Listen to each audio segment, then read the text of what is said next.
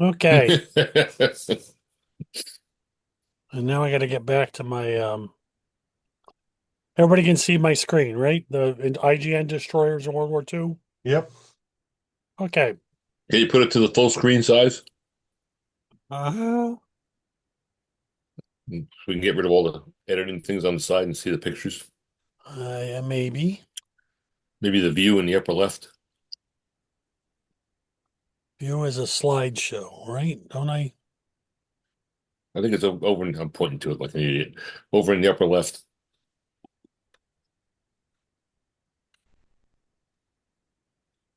That doesn't do it. How do we get rid of stuff? No, it doesn't matter. Go ahead. Do you want to start recording again? No, it's fun to watch Bruce screw up, you know? Slide only, I think. Play slideshow. All right, I'll try that. Thank you. Perfect. Okay, so first, the reason why we're here having this slideshow is that I've been a student of the Pacific War, and it started with my interest in the Pacific War. It started with when I was a youth, and I walked into Caldor, if anybody remembers that old chain store. And in the model section, they had a model of a Japanese destroyer in 1/700th scale. And that was the start of my long addiction. As one of my favorite historians talks about, he says it's my gateway drug to the Pacific War. As I picked up, I went, who the hell makes a kit of a Japanese destroyer? I had never seen such a thing. So I bought it, I built it, and that's the first of my many, many, many 1/700 scale models that I have even to this day. From that, I wound up reading. I can distinctly remember the summer I was 16, reading, not 16, maybe 17, reading Samuel Eliot Morrison's History of United States Naval Operations in World War II, and that was my downfall. Well, recently I was rereading a book that I had called um, the battle history of the Imperial Japanese Navy in World War II. And I had occasion to reread that basically because I'm going to give the book away. And I had seen a reference to somebody said, "Oh, I'm going to use this as a reference." In one of my chats, I thought, "Oh, that's interesting. Maybe I should reread it after 50 years." And I did. And it starts off with that the Imperial Japanese Navy had about 135 destroyers during all of World War II. Now, they had a lot more destroyer escorts and torpedo boats and anti submarine vessels, but major frontline destroyers, they had about 135 of them. And I also know that they took a pounding during the war. And if you read a lot of history of the World War II, they talk about the shortage of destroyers that the Japanese Navy suffered from it. And we're going to be talking about that over this next hour. And in the battle history of the Imperial Japanese Navy, it starts off with on December 10th, 1941, the Japanese lose their first destroyer off Wake Island. Wake Island is attacked by the Japanese, and they try to invade it twice. The first invasion fails because the Marines totally deked the Japanese into getting too close with a couple of ships, including one of their frontline destroyers. And they opened fire at them with their coastal guns. And so the very first Japanese destroyer of the 135 lost is lost on December 10th, 1941, off Wake Island. Go Marines. Don't muck with the Marines. And that's what got me started on the thinking about what happened to the 135? What does that look like? Um, for my chat, I'm relying much of the material I'm sharing with you here is I got from one of these sources. This is combinedfleet.com. This is a website that was built about 20 years ago by a bunch of historians of the Japanese Navy. And you can actually follow for each ship in the Japanese Navy, they actually give you the table record of movement or the tron. You can actually go in there and say, well, this ship was here on this day, and this ship was here on this day, and then this happened, and that happened. And so I used some of the material on this from this website um, for my talk here. So it's one of my sources. It's a go-to thing. It's kind of fun. Down at the bottom, you see an ad for Shattered Sword, the untold story of the Battle of Midway. That was written partially by this historian that I really like to follow on the internet. His name is John Parshall. I recently bought this book and read it, and wow, it goes into detail. It's basically Midway really in detail seen from the Japanese eyes, which I had never done. And if anybody wants to borrow it, I've got it. It's a pretty dense read. I'm waiting to buy his next book that he just put out, John Parshall, called About 1942. It's about 1,000-page book just covering 1942. And in that book, John Parshall argues that 42 was the pivotal year of the war. And he's going to get into details with it. Another source of my material and another source of my inspiration is this guy, Drakinafel. He's a YouTube naval history buff, and he gives talks on ships and design. And um, by profession, he's an engineer, so a lot of his stuff is really focused on the technical details of ship and naval history. So I enjoy listening to his stuff every week, and I recommend them. All right. So we're going to talk about the Japanese destroyers. I think it's interesting, 135 of them. And one of the things we get into as we start going into the 135 is the Japanese had a naming convention where they really did name a lot of their destroyers after um, weather phenomenon. Um, and I thought I saw the common ending of their names, Yuki meaning snow, Kaze meaning wind, Kumo or Gumo is clouds, Nami is waves, Guri is mist or fog, Suki is moon, Shio is tide, Same means showers. You just see these name endings um, repeated throughout the 135 names of the Japanese destroyers. And then I've given the Japanese characters that go with uh, that phenomenon. There was another class of destroyers that was just named after the months of the year. Some were named after times of day. And then the Matsu class, which is the last class they built, a wartime emergency class, and we'll talk about it. They named it after trees and plants, which I thought was interesting. American destroyer names were named after famous people, mostly naval related in one way or another. British tended to use just fun names or even classical names, Electra, or they'd call it the vampire, and so the British tended to use either historic names or action oriented type names. They had the tribal class that they named after various native tribes. Anyway, here's the destroyer classes that make up the 135. The earliest class is the Mutsuki class of 1925. The Fubuki class starting in 28. And ending with the Matsu class built during the war, the war emergency class, 32 of them built, really about a quarter of the class. What I think is interesting is these pictures that I've got on this page come from um, U.S. naval intelligence documents that would be printed during the war and handed out to all American ships at sea to help them identify when they were dealing with various enemy ships. Um, and this is how to identify Japanese destroyers, various ONI, Office of Naval Intelligence documents. All Hey, right, Bruce. yeah. Back to the classes.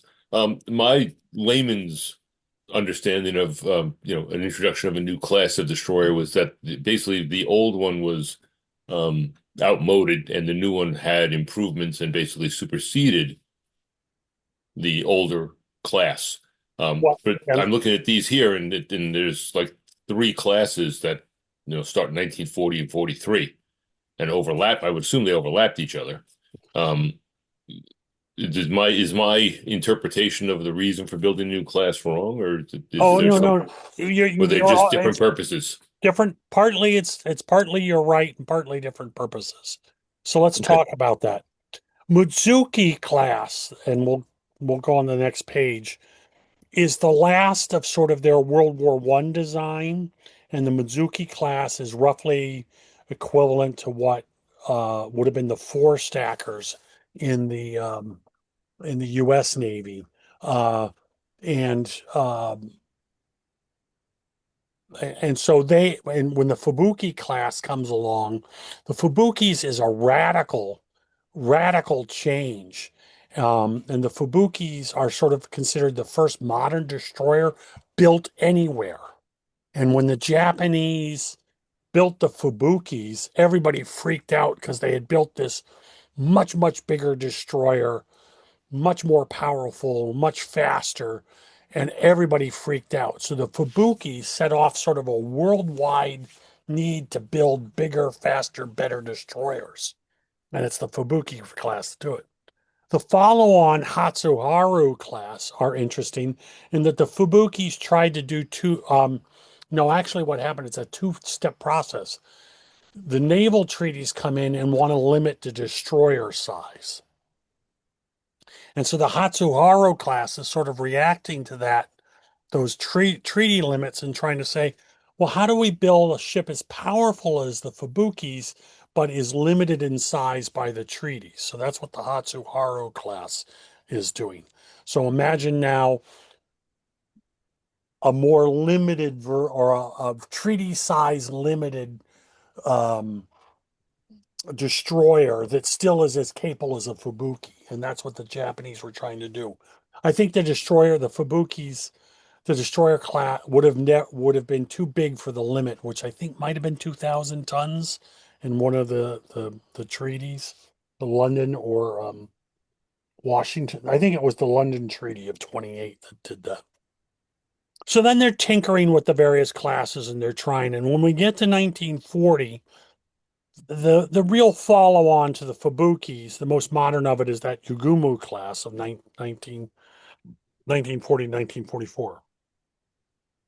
The Shimakaze was an experimental thing where they put in a different high powered engine to try and get more speed. And they only built one. It wasn't a particularly successful, but that's why that was an experiment.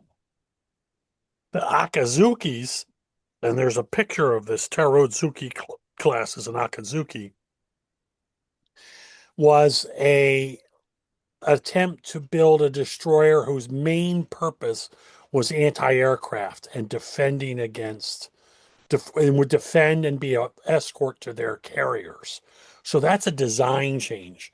The Fubuki, all the previous classes had been designed to be able to do surface combat and anti-submarine work and anti-aircraft, do all of those in a balanced way. Now with the Akazukis, you are attempting to emphasize anti-aircraft protection. So that's why that design comes in. So imagine the Yugumu is sort of your generalist destroyer, but they're overlapping with the Akazukis because the Akazukis are emphasizing one part of a destroyer's job. And finally, the Matsus, and we'll take a look at them in a minute, they're built overlapping because holy crap, we need more destroyers and we need them fast. And so the Matsus are smaller, cheaper to build, and that's where they come in. So Thanks. yeah. In the war, the reason you got all those different classes is different reasons. Experimental, different focus, and then oh crap, we got to build them fast. So here's the Mizuki class. It's a last of World War One type design. It was earlier classes, the predecessors to the Mizukis that looked a lot like the Mizukis, For instance, there was, I think, the Kamikaze class. They had less torpedo tubes and less guns, but more or less the same design. And they just weren't considered by World War II. While they were still used, they were not considered front-line destroyers. They were now considered second-rate destroyers.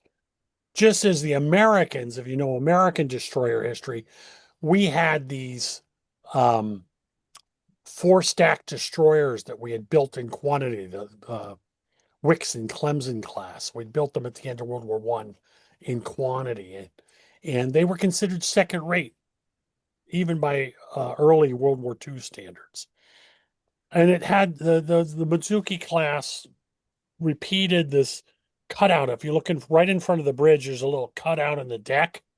They had this sort of whaleboat deck at the front with a gun on top of it. Then there's a cutout where there's a torpedo tube. And that design of that cutout comes from the preceding classes. So the Mitsuki was just a bigger, better thing but it was following on the same line as what had gone before. They only built 12 of them. They named them after the months. They could do 37 knots and it was 1,400 tons. And we'll get to see how size of ships is changing. And none of them will survive the war. And in fact, it's one of these ships that is sunk off Wake Island on December 10th, 1941. I said the Fubuki was a radical design change. And you can see that they're jumping up from 1,400 tons to 2,000 tons. Huge destroyer for 1925. And they really are considered the first modern destroyer in any navy. Blew the British and American minds like, oh my God, what have the Japanese done? And they're called the special type destroyers or the Tokugatu Kukan. And they've got fully enclosed turrets, whereas if we look back at the Mitsukis, that would be an open gun turret. The gun would just be essentially just a gun shield, not a full enclosed turret. So fully enclosed turrets, top speed of 38 knots, much bigger, half again as big as the previous destroyer designs. Um, and the second batch of them, they built them in two batches. The second batch of them, they redesigned the gun turret so that the guns could be aimed higher, and so that and being able to crank a gun high is important for anti-aircraft purposes. And really, they had focused too much on the early batches on anti-surface, not enough prevalence to anti-aircraft. And then they are also the first ship destroyers to be armed with the Long Lance torpedo. And the Long Lance torpedo is this amazing torpedo that the Japanese developed. It was 50% bigger than the British or American torpedoes. It was wakeless, which means it was hard to spot the wake in them because it used oxygen as the fuel. All of the torpedoes used by the other navies were all powered by some other fuel, um, um, gasoline or propane or something that left a wake. These long lance torpedoes could go faster and farther than almost any other torpedo used by any other navy during World War II. And it wasn't until late in the war that the Americans even began to understand just how dangerous this torpedo was. This torpedo had like a range that was like 3 times the range of an American torpedo. And that just totally took Americans by the surprise more than once during the battles. Um, because they would get torpedoed at ranges that they thought were completely inconsistent. Oh, there must be a submarine in the area. Or the Japanese could launch a torpedo before the Americans even knew the Japanese were there. And It, these long lances were developed in the 20s. yeah, Wow. yeah. Um, and we can get into, so it was a massive, big, powerful torpedo. American torpedoes didn't even get to be as powerful as the Japanese torpedoes. American torpedoes were smaller. They didn't get to be as powerful until we introduced a new explosive called Torpex or torpedo explosive. Torpex, about mid-war, and that Torpex was more powerful than the standard TNT you would use in a torpedo. And with even though American torpedoes are smaller, with the introduction of Torpex, American torpedoes start to have the hitting power of a long lance. Um, but American torpedoes have a whole bunch of other issues throughout the war. Um, that if you don't know about, we can get into that at some point. So Fubuki class, radical, radical, radical change. And you can see that they've gotten rid of the torpedo tube in that front deck. They've gotten rid of that. All the torpedo tubes, moved them back. And other differences, even the torpedo tubes are now encased in housings, and they've built for the ability to reload torpedoes. Another big change, as I talked about, is these Akazuki class. Um, and all the follow-on classes are monkeying with, let's try this, let's try that, let's save weight, let's meet the treaty limitations. What can we do? So they're just tinkering with, if we looked at the Kagero class and the Yagumo class, they're all sort of follow-ons to minor improvements on the Fubuki design. But the Akazuki class of 1940 is a radical design difference. It doesn't follow the lineage off the Fubukis the way everything else does. And I said it was really designed for AA defense of carriers. And it's got these newly designed turrets, which were completely redesigned to um, to maximize their ability to be anti-aircraft defense, and these were designed to be true escorts of um, of their carriers, and they're pretty big ships. They're even bigger than a Fubuki. I think these might have been like 2,200 tons. They're slower. They can only do 33 knots. So they, in the balance of designing a ship, they're emphasizing other things. They are the first destroyers that are built and designed with air search radar.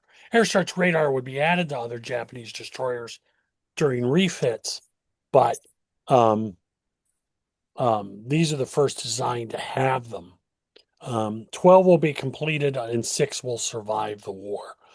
Uh, Question. huh? Is that a crow's nest in the center on the top of the mast with a man up there? Yeah. Cool. You want Okay. to you want to ride up there? On a rope, maybe. Yeah. Okay. Thank you. And So Bruce, yeah. I, um, looking at this, I see four turrets on this one. If I remember correctly, the prior class that you showed us only had two turrets. This would have had 3. The Fubukis would have had 3. Have Okay, an- one in the front, two in the back. Yes. That Okay, was very common in Japanese destroyer design. okay. Do you know what those black conglomerations of pipes amidships are? There's two of them on each side. That would have The been ver- that's davits and boats. I'm sorry. Davits and boats. Okay, I got it. Yep. Can you see it now? Yeah, Yeah, I if got it. you Yep. not, yeah, if you describe it to you as a boat. Sounds good. Yep. And Yep. just a little something, Bruce. That symbol on the side of the boat there's this 7-7. Yeah, That looks like the that French or Belgian cross of Lorraine, which I'm sure there's not a Japanese symbol. no. That's probably the ship's name Ah, in okay. in kanji. Yep, Yeah, got those it. aren't sevens. Yeah, those aren't sevens. That's probably the ship's name. I didn't translate it for you, but Oh, I see the accent there. Okay, yeah. thanks. Um, and you can see here on the Akazuki, you can see they're doing the same thing. There's its name spelled out. That's what's very common in Japanese destroyers to spell the ship's name out like that. The Matsu class, which I mentioned briefly, it's an emergency war built. They're smaller than the Yugumos that were the preceding class from the Fubukis, or the and they're So they're a smaller destroyer, but they would be bigger than an American destroyer escort. And that's why they're being included Hmm. in um, the first class destroyers because they are just a bit bigger than American destroyer escorts. And they're being built to design, to be built fast. And in fact, they start off with like a rounded bridge, but later in the war, they just start making the bridge square because you can make squares faster than you can make rounded crap. They can only do 27.8 knots. 32 were built, 22 survived, and they had to cancel 122 of them. And it's It's, back to yeah. open guns, it looks like. And back to open guns, cheaper, faster, lighter. That front gun looks to be 20 feet high. How could they have a human big enough to operate it? Yeah, big shield. Um, and then Okay. Yep. so the picture on the bottom is actually a bunch of them tied up at the end of the war, tied up in a Japanese port, and they've been surrendered. Some of these ships would actually be donated. Uh, there's a handful of Japanese destroyers that'll be reused by the Taiwanese and the Japanese as Taiwanese and the Chinese as part of their post-war navies, and the basically war reparations. This was another book that I got early on in my career, Japanese Destroyer Captain, and I recommend this. This is a fun read, and it was written by Tami Ichihara in 1961. And I remember reading this early in my Pacific War career. I've been through I've had two copies of this book because my first copy of this book basically fell apart from reading. He was one of the few surviving Japanese destroyer captains, and he wrote down his adventures at the Battle of his adventures at various battles. And one of the key battles he took part in is what's known as the first naval battle of Guadalcanal occurred on the 11th and 12th of November, 1942. And that battle, which was just amazing, is Samuel Eliot Morison described it as a knife fight in a blacked out bar. Um, the Americans had sent out a handful of cruisers and a handful of destroyers to stop two Japanese battle cruisers supported by a bunch of Japanese cruisers and destroyers that were coming to bombard the Marines on Guadalcanal. And the Americans had only cruisers to stop them. They're sending them up against Japanese battle cruisers. And that battle is just infamous. Of it was a brawl. They were fighting at point blank range in the dark, confusing each other. And part of the reason they think that the American commander, who did not survive the war, did not survive the battle, part of the reason that he got so close to the Japanese is that he knew his 8-inch cruiser guns could not penetrate the armor of the battle cruisers unless they got in real close. And when he ordered his ships to get in really close, apparently the yeoman said, "What are we going to do? Board them?" That's how close they were getting. Um, this battle is just so amazing. Historians talk about John Parshall, who I've mentioned. He says, I don't think anybody's ever going to be able to come up with the track chart for this battle because it was just that confused and the survivors were that scattered. Um, Tamahichi Hara survived that battle aboard his destroyer, the Amatsu Kaze. Tamamichi Hara will participate in other actions through the war. He gets beached for a while and given a desk job, but at the end of the war, he's given command of the light cruiser Yahagi. And the light cruiser Yahagi is sent out with the battleship Yamato on the battleship Yamato's final ride in April 1945. That's what's known as Operation Tengo. And the battleship Yamato was given enough fuel to go one way to Okinawa, not enough fuel to come back. and it was a kamikaze ride by a battleship. Go down to Okinawa and stop the entire US Navy and the Marines. Just stay there. And they didn't make it because the American carriers caught the Yamato sh shortly after it left Japanese home waters and just pounded it, sank the Yamato, the Yahagi, and four other destroyers. Just an absolute massacre. So it was a suicide ride by the Yamato. And he survived that sinking of that cruiser. Here's another famous Japanese destroyer. I wanted to bring its attention. It's the Amagiri. And this destroyer is famous because it's the one that sank PT 109, Patrol Boat 109, PT 109, in Blackett Strait in August 1943. And for those who don't know their history, PT 109 was commanded by a young junior grade lieutenant by the name of John F. Kennedy. And he injured his back, and that injured back when the destroyer basically ran over them. Now, I've always thought this was interesting in that the destroyer didn't do it on purpose.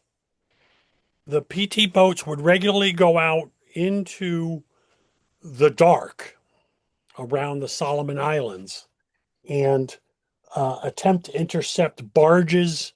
Japanese were using barges and various ships to resupply their garrisons all over the Solomons. And the PT boat's job was to stop them.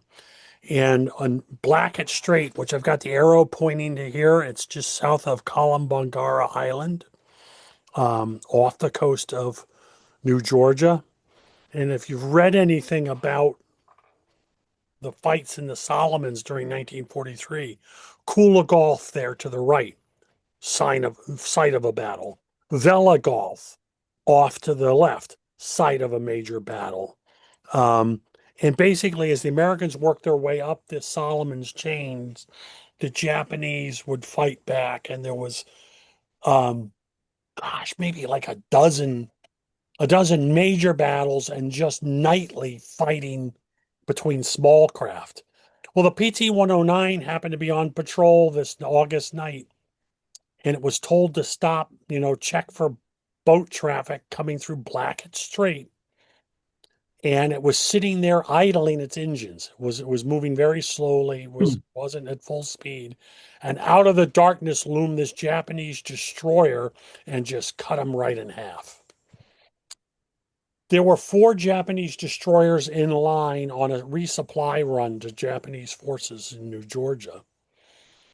And the second Japanese destroyer in line was the Amutsukaze, commanded by Tommy Ichihara. And he describes in a postscript to his book, he describes the Amagiri cutting the ship in half, and then they saw the two burning pieces of the boat drift by them on either side of their destroyer. So he was even there. I think Kennedy actually got to meet Tommy Michihara at some point during one of Kennedy's visits to Japan, if I remember correctly. But the Japanese destroyer didn't ram it on purpose, just came out of the darkness. There it was, cranked it. Okay. So I thought that was a, historic event I want to discuss on. So the picture shows the PT boat planing, not sitting still. So I'm sure your No, it's story is more being, correct. well, it's an artist impression, but Exactly. I would say that you could also argue it's the PT boat being pushed over on its side. Yeah, I don't know. I think it overemphasizes the wakes. Look at the wake on that destroyer. Although it was going in a pretty good clip, it was probably doing 30 knots. So, and I've always wondered about that. So PT boat, what? So I've actually been out on my lake in my boat in the dark, and I'm like, what does it look like to be in a completely dark place on a boat in the middle of water, where there's no lights? And I'm like, what can you see? You might ask, what can you hear? What can you hear? Exactly. Yukagazi, this is another famous, and they call it, they refer to even Tamamichi Hara refers to it. He says, this was the lucky Yukagazi. And I'm like, and Drew Kinefeld, who talks about it, goes, Was it lucky or was it an albatross? And Drakitafel's argument is that, yeah, the Yukikaze went out on all these major battles. It fought in all these major battles and was hardly even got, it didn't even get a scratch on its paint. Yet in all these major battles, ships around it got sunk left and right. And Drakitavel saying, I think this thing's an albatross. If you get out sent out with a Yukikaze, you're going to get slaughtered. It's not going to get damaged at all. It was a Kagero class ship, so it was one of the last designed of the Fubuki line. I've got the picture of it up in the upper right hand corner as it's demilitarized post war. And it's been demilitarized and sent out to be sent out to all the outlying islands to repatriate Japanese forces. Just for those who don't know, um, the U.S. Navy helped bring home troops from all around the world in what was known as Operation Magic Carpet. They used ships to just pick up troops wherever they had been scattered around the world and bring them home. The Japanese had a version of that where they were sending ships out all over the Pacific to go bring home those garrisons that were scattered all over the Pacific, all the ones that we bypassed on our island hopping campaigns.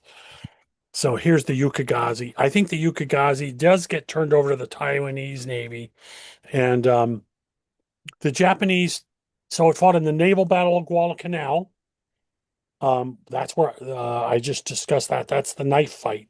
And at that battle, the battleship Hai, the battle cruiser Hai, destroyers Akazuki and Udachi are sunk.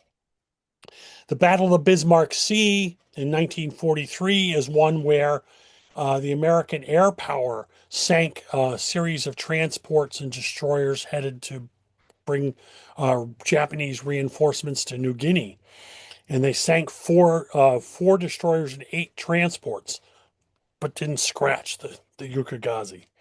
The Battle of Kalimbangara in the Solomons in 43, the light cruiser Jinsu was sunk. At the Battle of Philippine Sea, it doesn't get into the main action. It's escorting oil tankers, and yet 2 of the oil tankers are sunk. At the Battle of Leyte Gulf, it is with the center force that goes at the Battle of Samar. Doesn't get a scratch. And yet the battleship Musashi, cruisers Atago, Maya, Chikuma, Chokai, Kimono, Noshiro, and 3 destroyers are sunk. Doesn't get a scratch at the Battle off Samar. It's with the aircraft carrier Shinano when it's sunk by an American submarine. It's escorting the battleship Congo when the Congo and another escorting destroyer are sunk by submarine. And then it's a part of Operation Tengo, where the Yamato, the Yahagi, and 4 destroyers are sunk. Not a scratch.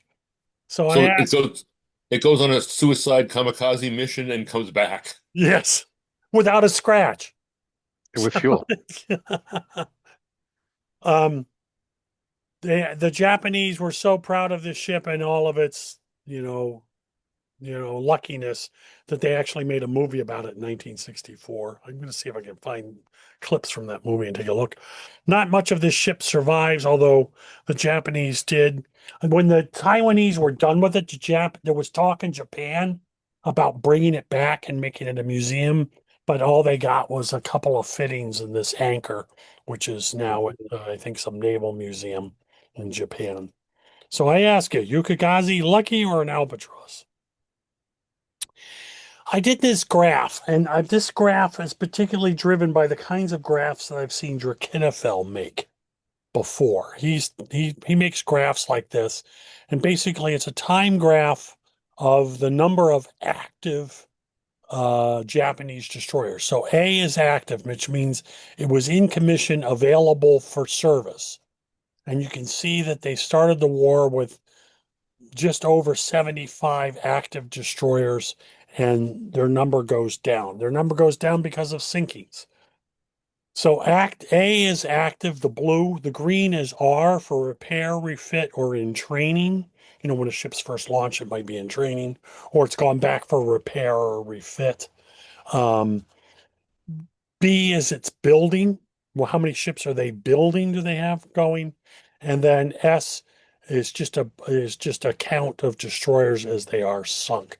So this format of this kind of graph, I literally borrowed from Drakenophel. I've seen him do this kind before, when he's talked about how the American Navy built up or anything.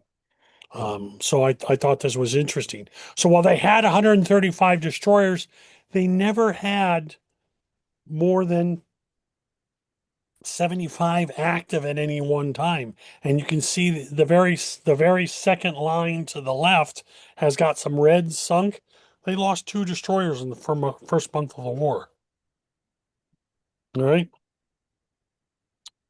And so what's causing this? And here I lay out sort of key events in the history of the Japanese destroyers. And the late 42 is the Guadalcanal campaign, and that's all the massive fights that are occurring off Guadalcanal in August to December of 42. And that's where the first dip in Japanese destroyers. It causes a dip because the Japanese not only have 4 or 5 major battles at that time, but the Japanese are trying to run supplies into Guadalcanal, and they once they realize that transports can't do it because they're too slow, and the American air power will destroy the transports, and that happens routinely off Guadalcanal. They start using the high-speed destroyers to do high-speed runs into Guadalcanal, throw off all the supplies, literally supplies in steel drums to float ashore to Guadalcanal, or to offload the troops into barges and send them in. And these Japanese destroyer supply runs, the Americans referred to as the Tokyo Express. They would do it at night because the destroyers were fast enough to come down to Guadalcanal at night, dump the stuff, and return and be out of American air power range before dawn. And basically, off Guadalcanal in late 42, the Americans owned the air in the daytime, and the Japanese ruled the sea at night. And so that's where, and Tokyo Express um, became a common thing. When we could clear out Guadalcanal in the Japanese abandoned Guadalcanal in January of 43. By March, the Americans start working their way up the Solomons. They're going to start invading New Britain and New Guinea and Munda, and this is a slog that goes on for well over a year. All of 43 is got the Americans working their way up through the Solomons, and a lot of major naval battles are fought in the slot.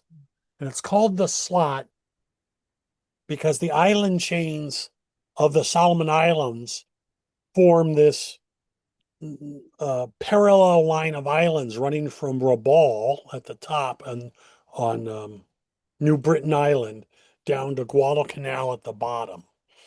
And the Japanese held Rabaul, which was this major base for them.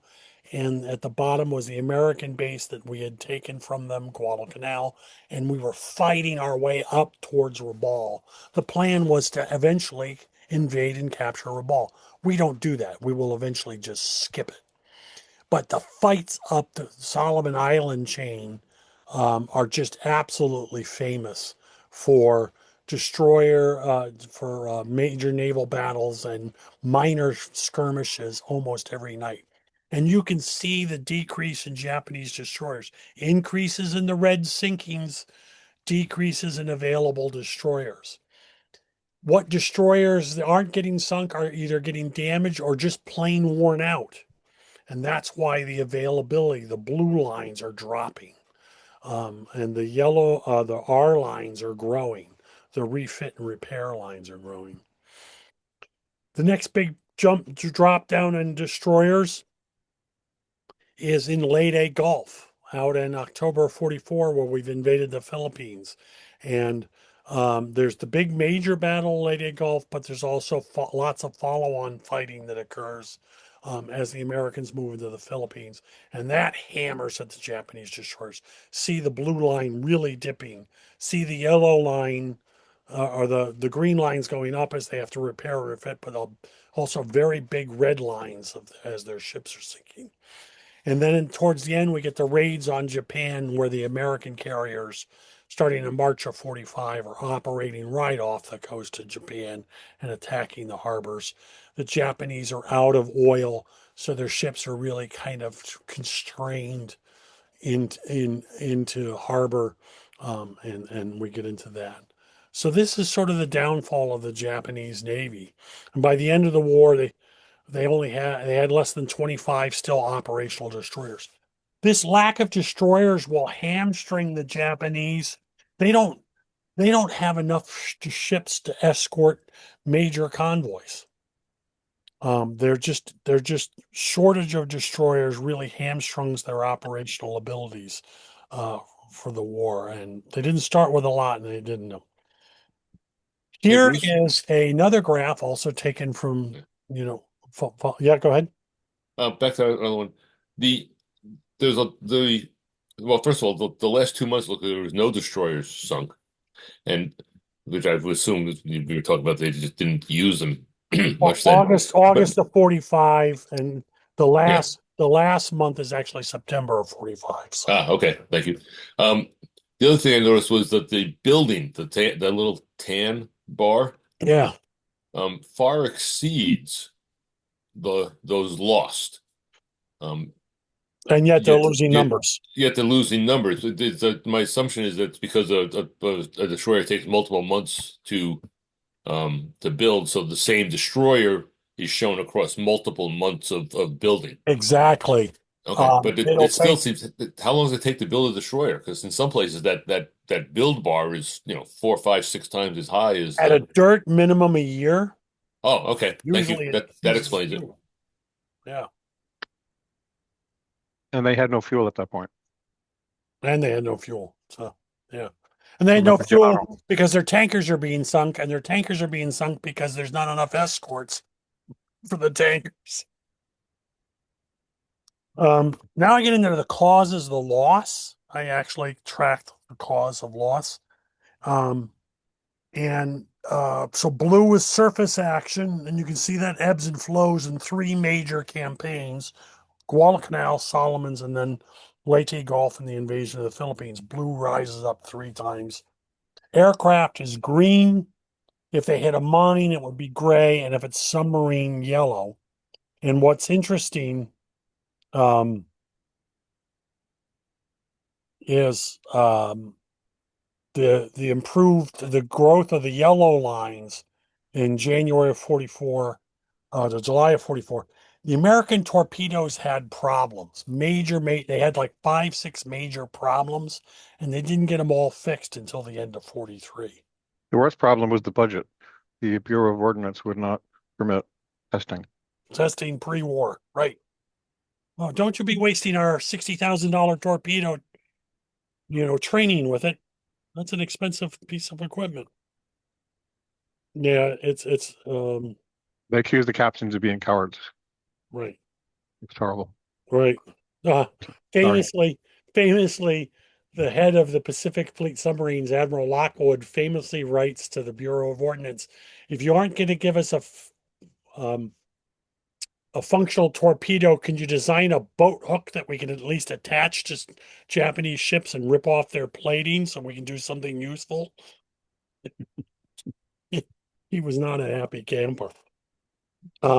So I think that this is imperative. Then the other thing that occurred to me as I was doing this presentation, I got sucked into it as like, oh, okay, I knew 135. What happened to the Japanese destroyers? I had thought, I mean, this line to see still 25 in existence at the end and only a peak of 75 functional at the beginning. Well, I knew you had 135, but you only had 75 at any one moment. Um, and you had 25 still at the end of the war, although they had, no fuel. I was surprised. I knew there had been a slaughter, but I didn't kind of realize what that slaughter looked like. I wish the chart went back further to the commencement of major hostilities among big powers. You mean back to 39, Yep. 37? I Mhm. don't think that they lost anything to the Chinese. I mean, Probably not, but then there's the British. what? You know, there was a European presence, and there were fights on sea. Yeah, but not in the Pacific. The Japanese are only going to be in the Pacific. I mean, I could, you know, Singapore. They took away the colonies one by one by oh yeah, invading but them. that would be here the lines to the right and the left, and to the left. So I started my chart the month before the Japanese attack in November 41. Yep. So the taking of the colonies, Singapore, Hong Kong. Malaysia, the early battles, Java Sea would have been those second through fifth, sixth line. Okay, Okay. Yep. on the left. Yep. Um, cause of sinkings. And then I got to saying to myself, well, okay, if the Japanese had only 135 destroyers, how many destroyers did the Americans have? And the Americans, I looked it up, had about 350 active destroyers. Um, now, the American during World War II, just about three times what the Japanese did. But of course, the Americans had to operate in two oceans. They're not just operating in the Pacific, so they've got to split their navy. And there's also the British have destroyers, but I was kind of interested. And yeah, go ahead. There's another aspect of the Pacific War, and Kinefeld talks about it all the time, and it's what's known as the Fletcher class swarm. And we're going to describe this. So, at the end of World War One, when the Americans entered World War One, basically Congress authorized the building of hundreds of destroyers, and that became the Wixon Clemson class, and we built like 200 of the damn things. Okay, when World War II starts, the Americans do the same thing. They go nuts. They have the two ocean navy. Congress opens up the purse strings and says, build everything you need. And one of the things the Americans are going to do is they're going to build. Oh, actually, we'll get to this in a minute. I'm going to talk about. Here's some pictures of Japanese wrecks. We have the Kikazoki off Tolugi in the Solomons in 1943, sunk by air power. Or the Natkatsuki off Kolombangara in May of 44. Wrecks of Japanese destroyers that, as we moved up the Solomons chains, we would come across. Here's submarine victims. The Yamakaze sunk by the USS Nautilus in June of 1942. I think these periscope pictures are amazing. Or the Okagaze sunk by USS Trigger in January of 43. Um, there was one U.S. submarine captained by Sam Dealey in the Harder. He loved taking on Japanese destroyers. And he also developed the down the throat shot. He would get the destroyer to charge at him, and he'd fire torpedoes at the destroyer as it was charging at him, so that the destroyer, if it turned either way, was going to get hit by a torpedo. Dangerous because the destroyer's coming right at you. Um, Harder was famous for this, and Dealey. I'm not sure his crew was particularly happy with him developing this technique of picking on destroyers, which are famous um, sinkers of submarines. And then here's air attack pictures. The Takatsuki on the left under air attack during the Battle of Bismarck Sea. I talked about this. This is where they wiped out 4 destroyers and 8 transports. Or the Mikazuki off New Guinea in July of 43. Or here's a picture of a Japanese destroyer under attack during the Operation Tango of April 1945. That's the Yamato in the background.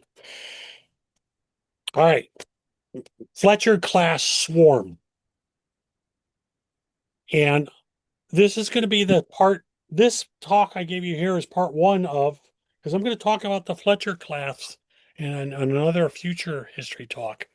And I just got interested, and this literally is taking the data, comparing the number of just active. I'm not looking at built or under repair, just if they were active and available for combat, number of destroyers. And the Americans will build 175 Fletcher class destroyers during the war. And this is what the chart of just the Fletcher class alone, just one class of American destroyers. And this was known as the Fletcher class swarm. And part two of this talk will be to discuss the Fletcher class. But you can see they start building them in mid 1942. By mid 1943, the number of Fletcher class destroyers available and in the Pacific exceeds all of Japanese destroyers, until the point where they get to be 2 or 3 times the thing. The other interesting thing about this chart is the dip in the Fletcher class destroyers at the very end of that chart towards 45. That's a result of the kamikaze actions off Okinawa in 45. A lot of American destroyers are damaged off of Okinawa by kamikazes 45. But I just thought that this was an amazing diagram to show a single class of American destroyers versus all of the Japanese destroyers. So that's all I've got to say about the Japanese destroyers. And as I said, I want to do a future talk on the Fletcher class itself. So, and I'm going to stop sharing. How do I stop sharing, guys? Usually just click the whole software off, right? I know, but I can't get the arrow to work. I don't know why it's not working for me. Good presentation, Bruce. Thank you very much. Yeah, I'm interested in the Imperial Japanese Navy in World War II. So in early July, Frank is going to do our history talk, our history quiz. It'll be the 7th of August. And then in September, I will follow on with a discussion of the Fletcher class in more detail. Sounds good. Good to see everybody. Hey, Yep. Steve. Good, guys. Thank you very much. Thanks, All right. Bruce. Thank you, Bruce. We'll Take talk care, next everybody. month. Thank All you, right. Bruce. Bye. Bye bye.